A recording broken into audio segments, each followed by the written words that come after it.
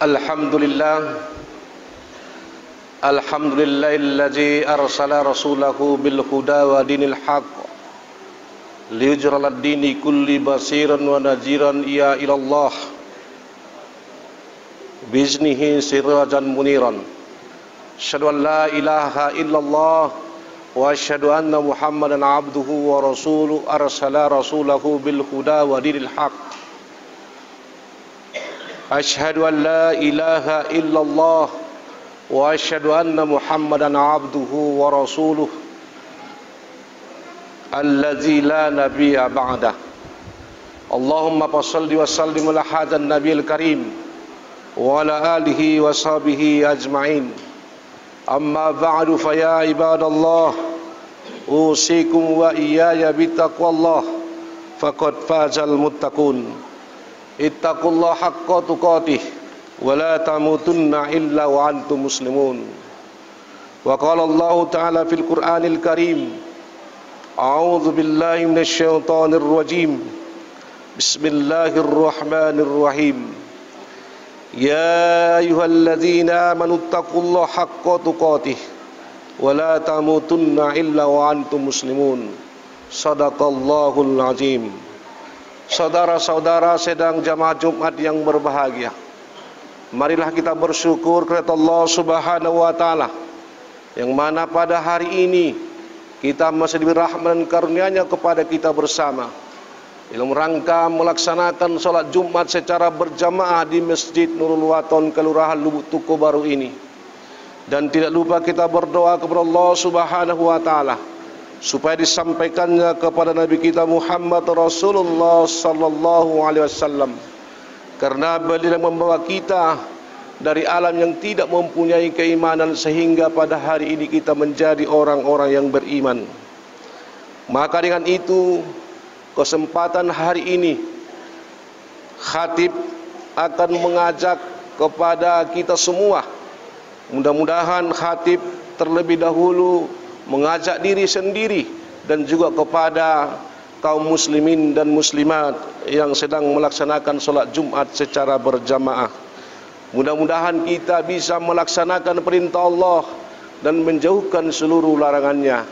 Mudah-mudahan kita menjadi orang-orang yang bertakwa di hadapan Allah Subhanahu wa taala. Sebagaimana firman Allah yang kita bacakan di atas tadi, yang artinya, hai orang-orang yang beriman, bertakwalah kepada Allah sebenar-benar takwa kepadanya, dan janganlah sekali-kali kamu mati melainkan dalam keadaan beragama Islam. Dalam surah Al-Imran ayat 102. Mudah-mudahan kita sebagai umat Islam, hamba Allah, mudah-mudahan marilah kita bertakwa kepada Allah. Matinya kita, hidupnya kita dikarenakan Allah Subhanahu wa taala. Saat ini kita sedang berada di bulan Rajab. Mungkin yang belum puasa, silahkan menyempatkan untuk melaksanakan, karena telah maklum bahwa Rajab adalah bulan yang mulia.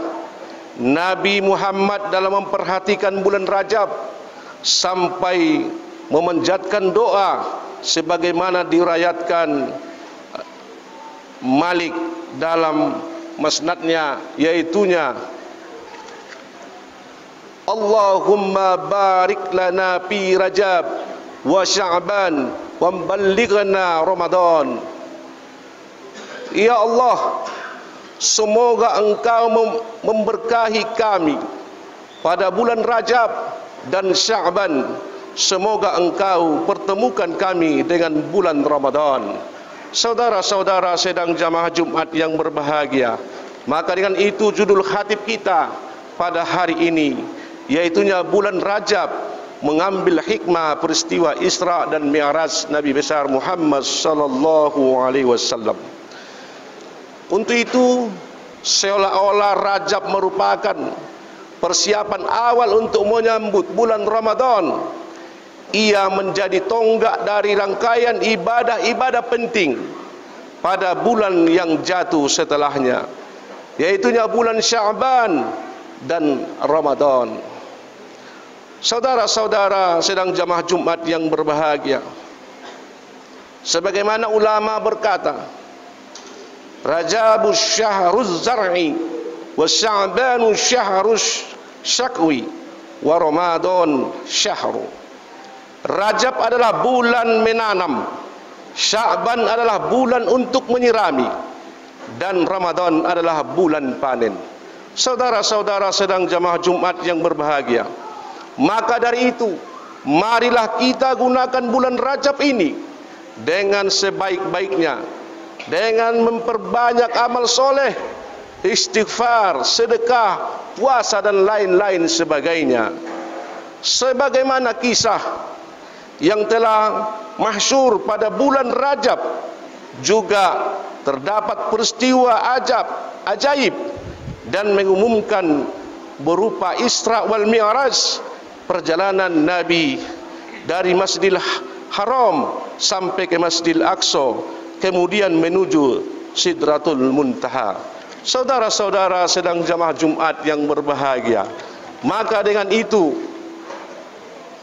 berikut beberapa kisah yang dapat kita petik dari cerita Isra dan Mi'raj tersebut.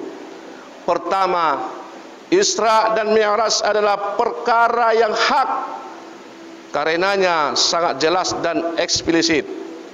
Disebutkan dalam Al-Quran sebuah kejadian yang pasti terjadi, pasti benar, tak ada keraguan sama sekali, meskipun akal manusia tidak dapat menjangkaunya. Semua hal aneh ini terjadi dalam rangka menguji dan mengukur ketebalan iman seseorang, sebab manusia tersesat adalah orang yang hanya mengukur sebuah kebenaran hanya bersandar pada akal semata. Kita harus menghindari arus pemikiran yang hanya membanggakan akal dan mengesampingkan kekuatan Allah yang lain, karena tidak mustahil jika pola pikir demikian dilestarikan akan menjadikan ajaran agama yang tidak cocok dengan akal akan ditolak dan diingkari. Saudara-saudara sedang jamaah Jumat yang berbahagia, padahal model demikian adalah cara pandangan iblis, sebagaimana awwalu man qasad dina bi ra'yihi. Artinya, makhluk yang pertama kali mengukur kebenaran agama dengan akalnya sendiri. Yang kedua, sebelum Nabi Muhammad menghadap Allah Subhanahu wa taala Mi'raj, beliau dibedah dadanya, dibersihkan hatinya, meskipun hati Nabi sebenarnya sudah pasti bersih karena beliau suci dari dosa. Pembersihan hati ini dilakukan sebelum Rasulullah menerima tugas solat 5 waktu. Ini juga pelajaran bagi kita sebagai umat yang banyak dosa, bahwa saat akan menghadap Allah Subhanahu wa taala, hendaknya lebih dahulu kita bersihkan hati kita masing-masing. Maksudnya, apabila kita solat harus dimulai dengan hati yang suci, khusyuk, tidak memikirkan dunia. Karena kita melaksanakan solat 5 kali sehari semalam, itu harus kita ikhlaskan diri kita. Kita harus betul-betul menghilangkan akal-akal pikiran kita di dunia. Yang penting dalam melaksanakan ibadah kepada Allah Subhanahu wa taala, mari kita sucikan hati kita, sucikan diri kita. Insya Allah akan terjadilah ibadah kita kepada Allah Subhanahu wa taala menjadi khusyuk dalam melaksanakan ibadah. Sebagaimana ulama mengatakan, melaksanakan solat dan menjalankan syarat rukun solat yang zahir dan syarat rukun solat yang batin, yaitunya khusyuk. Saudara-saudara sedang jamaah Jumat yang berbahagia, Lalu bagaimana agar dapat melaksanakan solat dengan khusyuk? Sebagaimana aqumu wa akabrul lis-salati wa atakhayyalul ka'bata amaman aini. Artinya, aku berdiri membayangkan Ka'bah ada di depanku. Untuk itu, dalam melaksanakan ibadah solat, marilah kita membuka diri kita, membuka pikiran kita, betul-betul menghadap Allah Subhanahu wa taala. Apabila kita seperti yang dikatakan para ulama, mudah-mudahan kita melaksanakan ibadah itu bisa kita bayangkan Ka'bah tersebut.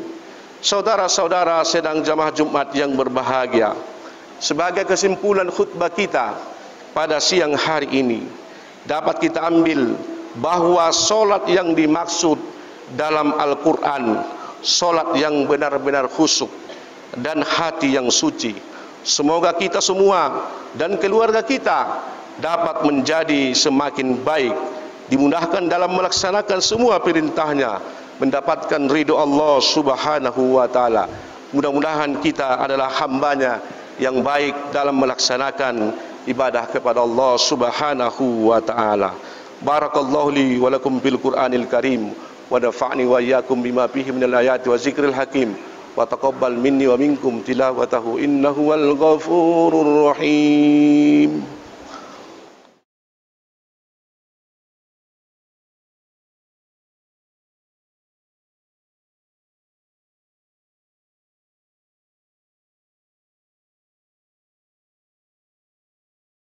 Alhamdulillahilladzi hamdan katsiran kama mar. Asyhadu an la ilaha illallah wa asyhadu anna Muhammadan abduhu wa rasuluh. Allahumma shalli wa sallim ala hadzal nabil karim wa ala alihi wa sahbihi ajmain. Amma ba'du fa ya ibadallah, usikum wa iyaya bittaqwallah faqad fazal muttaqun. Ittaqullaha haqqa tuqatih wa la tamutunna illa wa antum muslimun. Wa qala Allah ta'ala fil Qur'anil Karim, innallaha wa malaikatahu yusholluna 'alan nabi ya ayyuhalladzina amanu shallu 'alaihi wa sallimu taslima.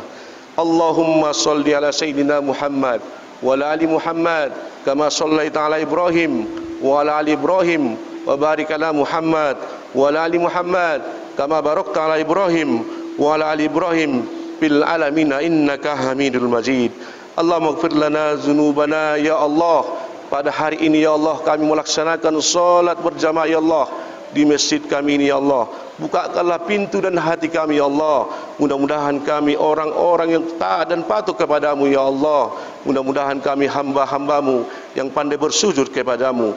Allahumma ighfir lana dzunubana wa liwalidayna warhamhuma kama rabbayana shighara, wal muslimina wal muslimat wal mu'minina wal mu'minat al-ahyamu ya Allah ya Rahman ya Rahim.